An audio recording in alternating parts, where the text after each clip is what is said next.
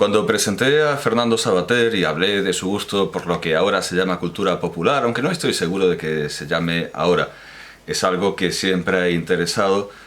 Claro, la cultura popular actual, la televisión, los videojuegos, los cómics, o tebeos, o historietas gráficas, etcétera, etcétera, no tienen demasiado que ver con el folclorismo y la antropología de siglos precedentes, porque el pueblo que juega con videojuegos o ve la televisión no es el mismo que recitaba adivinanzas alrededor del fuego o danzaba vestido de musgo o con pieles o con una cabeza de cabra. Es un público bastante más general y que toca a todos, y desde luego tampoco es algo demasiado actual ni contemporáneo. Terence Moix, Gillo Dorfles, el propio Savater se ocupaban de esa cultura popular bastante antes de que ganara prestigio. Bueno, Umberto Eco también. Se preocupaban de estos asuntos antes de que ganara el prestigio universal que ahora tiene gracias a las universidades donde se enseña cultura popular. El caso es que leí este fragmento en su presentación, este fragmento de su presentación de Un día en las carreras de los hermanos Marx. Yo no sé si queda algo por decir del humor de los hermanos Marx. Cuando los descubrí hace 40 años, domingo más o menos, sus películas se proyectaban en modestos programas dobles de cines suburbiales y algo después reaparecieron en el horario infantil de televisión española. Me bastó ver la primera de ellas, la del oeste, para convertirles en ídolos obligatorios de mi variopinto santuario personal junto a Boris Karloff o Peter Cushing y lejos de Antonioni. Aún faltaba tiempo para que el entusiasmo itinerante de los especialistas más empingorotados acabase por consagrarles como filósofos de nuestro absurdo vital, críticos clarividentes de nuestra modernidad mal cosida, psicoanalistas asilvestrados de los complejos colectivos que nos roen. Llegaron a estar tan encumbrados por los pedantes que reírse con ellos casi parecía una falta de respeto. Yo los veía como esos amigos golfos con los que tanto me he emborrachado y a los que me encuentro luego directores generales de algo. No sé si guiñarles el ojo o pedirles una recomendación.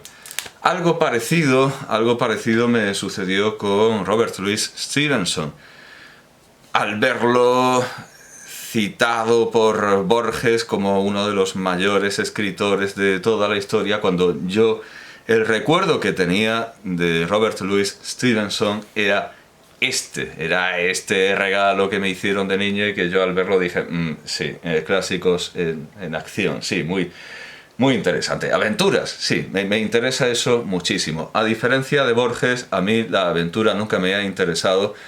No tengo ningún ánimo frustrado ni ninguna voluntad desilusionada de ser un malevo. Todo lo contrario, es algo que desde luego Borges admiraba en las historias de Stevenson. Toda esta trepidante faramalla de aventuras, aunque Borges llegó a sospechar que Stevenson hablaba bastante de oídas y que le quedaba muy lejos este mundo. En las conversaciones con Bioy Casares sale el tema de cómo hay que apuñalar a alguien, cómo hay que rajarle el vientre a alguien. Y descubren, no recuerdo muy bien quién les enseña esto, pero descubren que no se raja de abajo a arriba, que no se raja de arriba a abajo, que a ellos les parece lo intuitivo, sino de una manera contraintuitiva, según ellos también, que es rajar de abajo arriba, de abajo arriba. Y recuerdan que Stevenson habla de rajar de arriba a abajo, con lo cual intuyen que hablaba muy de oídas. Pero yo supongo que habrá escuelas y que cada cual rajará como buenamente su academia de malevos le haya enseñado. Pero a mí esto nunca me ha interesado, lo de sobrevivir en el suburbio, no me ha interesado nunca. Así que esa fascinación que tiene Borges por las historias de Stevenson, simplemente por el ambiente y la aventura en sí, yo no lo tengo, no lo comparto, no me puede interesar menos. Y al abrir el libro, pues, bueno, desde luego entiendo que este libro de la editorial Everest está reproduciendo está reproduciendo las facciones de los actores de alguna versión cinematográfica de Secuestrado. Es tarea dificilísima intentar averiguar cuál. Si yo me meto en IMDb, en The Internet Movie Database, hay unas 311 películas que se basan en obras de Robert Louis Stevenson. Me sale aquí un Secuestrado, por ejemplo, de 1986. Muy bien, podría ser esta, claro, porque este libro es de 1980, así que no puede estar reproduciendo las facciones de la versión de 1986. Hay películas rusas, hay películas italianas, hay películas alemanas. Bueno, es que algunos títulos están extrañamente traducidos en una lengua que no es la original. Las hay en portugués, en francés. 311 películas basadas en Stevenson. No sé si habrá más secciones en la entrada de Stevenson, si habrá... bueno, esto evidentemente tiene que ser un error. Banda sonora, 9... No, imposible que yo sepa, no era música. Además, la mayoría son documentales. No, esto es evidentemente un error, una coincidencia de, en fin, un señor que se llama Robert Louis Stevenson. A no ser que se refiera a la recitación de alguno de sus poemas o de alguna de sus obras. Bueno, y aparece como él mismo en algo que tampoco puede ser. No, quedémonos con estas 311 películas. Me resultaría muy difícil recomendar alguna. Vi hace poco una versión de Catriona, que no creo que haya muchas versiones de Catriona, y ahora vamos a ver por qué llego a esta conclusión. Catriona, David y Catriona, de 1971. La parte de David y Catriona de la serie Secuestrado de 1963. Y David y Catriona, no, y ya está, David y Catriona de 1971. La he visto hace poco y me pareció la típica película en la que se nota perfectamente que se sostiene y que está bien gracias a que es adaptación de una obra literaria muy valiosa. Está protagonizada por Michael Caine. Bueno, no tengo ni idea de qué película puede estar sacado esto, o a lo mejor ni siquiera está sacado de alguna película, de ninguna película, sino que simplemente ha cogido un rostro que podría ser perfectamente el de Jean-Paul Belmondo, al igual que hizo Moebius para su personaje del teniente Blueberry. Copió la cara de Belmondo. No sé si con marcas de viruela o no. Bueno, no sé tampoco si Belmondo tuvo la viruela o cualquier otra enfermedad que haya dejado marcas en la piel. Bueno, esto me produce un rechazo instintivo. Sí, que nos van a contar aquí aventuras hollywoodienses. Y eso que bueno, está ambientada en el siglo XVIII, lo cual eso sí que me interesa. Bueno, una pequeña introducción, y voy a leer las dos primeras páginas, y luego voy a leer el mismo capítulo o la narración de donde esto está extractado en el original, o bueno, en la traducción castellana de la editorial Aguilar, que ahora veremos. Bueno, voy a leer el comienzo de... Voy a leer el comienzo de Secuestrado en esta adaptación. Por cierto, digámoslo todo, dice traducción de Susana Rodríguez León. En ningún lugar se dice que esto sea una adaptación, pero evidentemente lo es. O sea, aunque esté a doble columna, aquí no está secuestrado.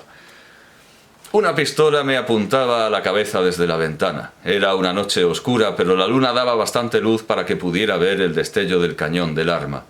Detrás de esta, entre las sombras de la habitación, vi la silueta de un hombre. «La pistola está cargada», dijo amenazadoramente. «¿Qué quieres? ¿Qué te trae a la casa de Shaws? Nada bueno, caramba».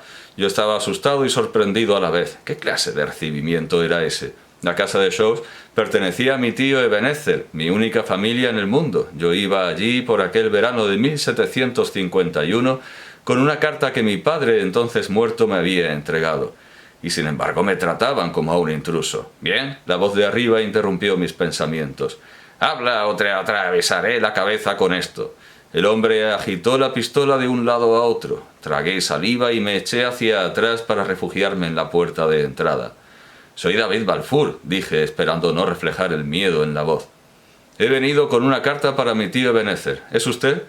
Al oír mi nombre, se sobresaltó y se oyó que la pistola golpeaba en el alféizar de la ventana. «David Balfour», dijo. Ahora era él quien parecía asustado. «¿Entonces tu padre Alexander ha muerto?» «Sí, eso debe ser. De otro modo no habrías venido a molestarme a medianoche». En ese momento asomó la cabeza por la ventana. En la débil luz vi que era un hombre viejo, de cara pálida y delgada. Parecía mezquino y cruel. Si este era mi tío Ebenezer, estoy latinizando el nombre bíblico. Espero que no se moleste el público. Iba a tener que estar alerta con él. «Supongo que entonces debo dejarte entrar», dijo. Parecía que era la última cosa en el mundo que deseaba hacer. Bueno, también he castellanizado el nombre de David.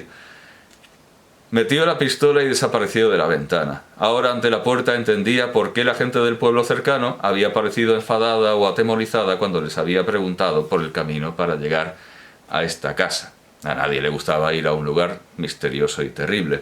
Ahora voy a leer cómo lo cuenta Robert Louis Stevenson, aunque tampoco propiamente cómo lo cuenta Robert Louis Stevenson, porque voy a aprovechar la traducción, no voy a traducir mientras leo el original inglés, voy a traducir, voy a leer la traducción de Jorge Beltrán de Aventuras de David Balfour. Secuestrado es la primera parte de las aventuras de David Balfour. Y luego viene Catriona. Pero resulta que Catriona no está en estas obras completas de Aguilar, con lo cual esto no son obras completas, porque falta Catriona, que afortunadamente he podido encontrar en las ediciones generales Anaya, en estas ediciones tan lujosas de la colección Tus Libros, en este auténtico lujo infantil, una edición ilustrada. Bueno, ahora la veremos porque me faltan manos. Voy, como digo, a leer el mismo pasaje. Bueno, pues nos encontramos de entrada con que donde empieza esta adaptación es el segundo capítulo, con lo cual se han saltado un capítulo entero. Y no se dice en ningún momento ahí que esto sea una versión adaptada. Llego al fin de mi viaje. O sea, todo el primer capítulo es el viaje. La mañana del segundo día, al llegar a la cima de una colina, vi que a mis pies todo el paisaje descendía hasta el mar, y en medio de aquella bajada, en una larga colina, la ciudad de Edimburgo humeaba como un horno. Una bandera ondeaba en el castillo y en el estuario había buques anclados y otros en movimiento. Pese a la distancia que había entre mí y los buques, podía distinguirlos perfectamente y sentí que el corazón se me estremecía. Poco después, llegué a una casa donde vivía un pastor de ovejas, el cual, en líneas generales, me indicó el modo de llegar a Cramont. Y así, de un sitio a otro, fui avanzando hacia el oeste de la capital, pasando por Colinton hasta llegar a la carretera de Glasgow. Y allí, ante mi gran alegría y maravilla, pude ver un regimiento que marchaba al son de los pífanos, con paso acompasado. Un viejo general de cara roja, montado en un caballo gris, en un extremo de la columna, y en el otro la compañía de granaderos con sus gorros parecidos a mitras. La alegría de vivir pareció metérseme en el cerebro al contemplar las rojas casacas y escuchar las briosas músicas. Esto está representado en la adaptación por la ilustración de las guardas. Lo han reducido a una mera ilustración. Bueno, se ha visto antes, solo hay que darle hacia atrás al vídeo. Un poco más adelante me dijeron que estaba en la parroquia de Cramond, por lo que el nombre de Cramond fue sustituido en mis preguntas por el de Shaw's. Parecía que aquella palabra sorprendía a cuantas personas les preguntaba por la casa de Shaw's. Al principio pensé que la sencillez de mi aspecto, pues iba vestido de campesino, así como el polvo del camino, se avenían poco con la grandeza del lugar al que me dirigía, pero cuando 2 personas, tal vez 3, me hubieron mirado del mismo modo, dándome la misma respuesta, comencé a pensar que había algo raro en lo referente a Shaw's. Con el fin de aplacar mis temores, cambié la forma de mis preguntas, y viendo que por la carretera se acercaba un individuo con cara de persona honrada, le pregunté si alguna vez había oído hablar de una casa a la que llamaban la casa de Shaw's. El individuo detuvo su carro y me miró igual que los demás. «¿Y para qué?», dijo. «¿Es una gran casa?», pregunté. «Sin duda», dijo él, «es una casa grande y suntuosa». «Ya», dije. «¿Y la gente que habita en ella?». «¿Gente?», exclamó. «¿Estás chiflado? No hay gente allí, gente que pueda llamarse tal». «¿Qué?», dije yo, «¿no hay un tal Mr. Ebenezer?». «Ah, sí», dijo el hombre, «está el señor seguro, si es a él a quien andas buscando. ¿Para qué quieres verle, muchacho?». «Me dieron a entender que encontraría empleo», respondí con toda la modestia de que era capaz. «¿Qué?», exclamó el carretero con voz tan aguda que el mismo caballo se sobresaltó. «Bueno, muchacho», dijo luego, «no es asunto mío, pero pareces buen chico y si quieres que te diga una cosa, no te acerques a la casa de Shaw's».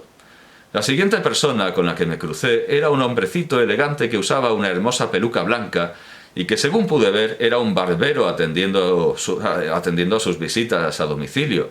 Y sabiendo que los barberos son muy aficionados a las chismorrerías, le pregunté claramente qué clase de hombre era Mr. Balfour de Shaw's. Exclamó el barbero, «ninguna clase de hombre, ninguna en absoluto». Y con gran astucia comenzó a preguntarme qué me traía por allí. Pero en este sentido yo sabía arreglármelas tan bien como él, así que se fue a visitar a su siguiente parroquiano sin saber más de lo que sabía al encontrarse conmigo. No puedo describir adecuadamente el golpe que todo aquello asestó a mis ilusiones. Cuanto más vagas eran las acusaciones, menos me gustaban, pues mayor era el campo que dejaban a la fantasía. ¿Qué clase de casa grande sería aquella que todo el mundo se sobresaltaba al ser interrogado sobre la misma? ¿O qué clase de caballero sería aquel cuya mala fama era conocida por todos? Si una hora de camino me hubiese llevado de regreso a Essendon, hubiese abandonado mi aventura allí mismo y habría vuelto a casa de Mr. Campbell. Pero, como ya había recorrido tanta distancia, la simple vergüenza no iba a hacerme desistir en tanto no hubiera comprobado las cosas con mis propios ojos. Me sentía obligado, por respeto a mí mismo, a llegar hasta el fin, y por poco que me gustara lo que me decían, y aunque empezara a minorar la marcha, seguía avanzando y preguntando la dirección. Faltaba ya poco para el crepúsculo cuando me encontré con una mujer robusta, morena y de aspecto avinagrado, que bajaba de una colina. La mujer, en cuanto le hube hecho la pregunta de rigor, se volvió bruscamente, me acompañó hasta la cima que acababa de abandonar y señaló la inmensa mole de un edificio que se alzaba en un campo situado al fondo del valle contiguo. El paisaje que rodeaba el edificio era agradable, lleno de suaves ondulaciones y plácidos arroyos y bosques, y por lo que pude ver, las cosechas eran maravillosamente buenas. Pero la casa propiamente dicha más se parecía a unas ruinas. Ningún camino llevaba hasta ella, ningún rastro de humo surgía de sus chimeneas, ni había nada parecido a un jardín. El corazón se me cayó a los pies. «¡Eso!», exclamé. La cara de la mujer se iluminó con una expresión de ira malévola. «¡Esa es la casa de Shaw's!», exclamó la mujer. «La sangre la erigió, y la sangre interrumpió su construcción, y la sangre la derribará». «Mira», exclamó nuevamente, «escupo en el suelo y la señalo con el pulgar vuelto hacia abajo. Negra sea su caída. Si ves al señor, Dile lo que has oído, dile que con esta son 1219 las veces que Jennet Clouston ha lanzado la maldición sobre él y su casa, establo y cuadra, hombre, huésped y señor, esposa, hija o niño. Negra, negra sea su caída. Y la mujer, cuya voz había subido de tono hasta transformarse en una especie de horrible sonsonete, se volvió rápidamente y se marchó. Me quedé donde ella me dejara, con los pelos de punta. En aquellos días la gente todavía creía en brujas y se echaba a temblar al oír una maldición, y aquella, cayendo tan oportuna como un presagio destinado a detener mi camino antes de que pudiera llevar a cabo mi propósito, hizo desaparecer la fuerza de mis piernas. Me senté y me quedé mirando fijamente la casa de Shaws. Cuanto más miraba, más agradable me resultaba el paisaje, lleno como estaba de majuelos colmados de flores, con los campos moteados de ovejas, una bella bandada de grajos en el cielo y todos los indicios de que tanto el terreno como el clima eran excelentes. Y sin embargo, aquel caserón que se alzaba en medio se revolvía siniestro contra mi fantasía. Pasaron campesinos procedentes de los campos mientras estuve allí sentado al lado del sendero, pero me faltaron ánimos para darles las buenas tardes. Por fin el sol se puso y entonces, recortándose en el cielo amarillo, vi una espiral de humo que se remontaba en el aire. Me pareció que no era más gruesa que el humo de una bujía, pero lo cierto es que allí estaba, y significaba que alguien había encendido el fuego, que habría una estancia caldeada, y cosas para comer, y algunos habitantes vivos que lo habrían encendido, y todo aquello me alegró el corazón. Así que me puse en marcha siguiendo un sendero semiborrado entre la hierba. A decir verdad, estaba muy borrado, para ser el único sendero que conducía al lugar donde vivían seres humanos. Sin embargo, no vi ningún otro. Al poco me llevó ante una especie de postes de piedra, a cuyo lado había un pabellón sin techo, coronados por escudos de armas. Se veía claramente que su misión era la de hacer las veces de entrada principal, aunque nunca había sido terminada. En lugar de verjas de hierro forjado atadas con una cuerda de cáñamo, había un par de vallas, y como no había cerca alguna, ni rastro alguno de avenida, el sendero que seguía yo pasaba por la derecha de las columnas y se encaminaba caprichosamente hacia la casa. Cuanto más me aproximaba a ella, más sórdida me parecía. Tenía el aspecto de ser el ala de una casa que jamás se hubiera terminado. Lo que hubiese tenido que ser el extremo interior aparecía al descubierto, recortándose en el cielo sus escalones y escaleras de albañilería a medio terminar. A muchas de las ventanas les faltaban los cristales y los murciélagos entraban y salían volando como las tórtolas del palomar. La noche empezaba ya a caer cuando me acerqué, y en 3 de las ventanas de abajo, que eran muy largas y estrechas, y bien provistas de barrotes, empezó a brillar la temblorosa luz de un pequeño fuego. Era aquel el palacio al cual me había dirigido, era entre aquellas paredes donde debía buscar nuevas amistades y comenzar a amasar una gran fortuna. Caramba, si en la casa de mi padre, en Essendean, el fuego y las... sí, también castellanizo, como se ha dicho Edimburgo, en español. El fuego y las luces se ven desde una milla y la puerta se abre siempre que llama un mendigo. Avancé cautelosamente y, aguzando el oído al acercarme, oí que alguien hacía ruido con los platos y oí también una tosecita seca y ansiosa entrecortada, pero no se escuchaban rumores de conversación ni el ladrido de un perro, ni el ladrido de ningún perro. La puerta, a juzgar por lo que la tenue luz me permitió ver, era una enorme pieza de madera claveteada por todas partes. Sintiendo que el corazón se me detenía debajo de la casaca, alcé la mano y llamé una sola vez. Me quedé aguardando. Un silencio de muerte había caído sobre la casa. Transcurrió un minuto entero y no se movió otra cosa que los murciélagos por encima de mi cabeza. Llamé otra vez y de nuevo escuché atentamente. Para entonces mis oídos se habían acostumbrado tanto al silencio que podía oír el tic-tac del reloj que en el interior iba contando lentamente los segundos. Pero quienquiera que se hallase en la casa se mantuvo en una inmovilidad sepulcral e incluso debió de contener la respiración. Dudé entre quedarme o alejarme corriendo, Pero la ira salió ganando y en vez de irme, empecé a descargar una lluvia de golpes y patadas sobre la puerta, al mismo tiempo que a grandes voces preguntaba por Mr. Balfour. Me hallaba en plena tarea cuando oí la tos directamente encima de donde yo estaba.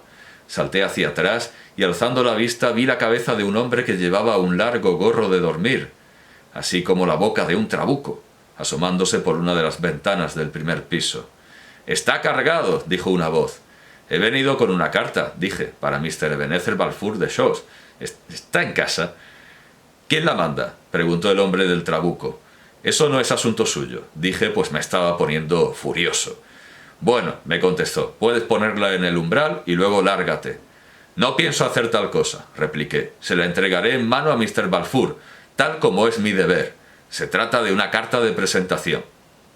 «¿Una qué?», preguntó secamente la voz. Repetí lo que había dicho. «¿Y quién eres tú, si puede saberse?», fue la siguiente pregunta después de una pausa considerable. «No me avergüenzo de mi nombre», dije. «Me llaman David Balfour». No me cupo la menor duda de que el hombre se había sobresaltado al oír mis palabras, pues el trabuco hizo un ruido al rozar con el antepecho de la ventana, y no fue hasta transcurrida una prolongada pausa y con un curioso cambio de voz que vino la siguiente pregunta. «¿Ha muerto tu padre?». Me sorprendió tanto lo que oía que fui incapaz de contestar y me quedé mirando como un pasmarote. «Sí», prosiguió el hombre, «habrá muerto, sin duda, y eso será lo que te hace venir a aporrear mi puerta». Otra pausa y luego, con tono desafiante, «Bueno, hombre», dijo, «te dejaré entrar», y desapareció de la ventana. Creo que esto es ligeramente distinto a esto, bastante distinto. Aquí se han quedado solo con lo que pasa. Aquí hay otra cosa que se llama literatura. No entiendo por qué hacen estas adaptaciones infantiles, juveniles, etc.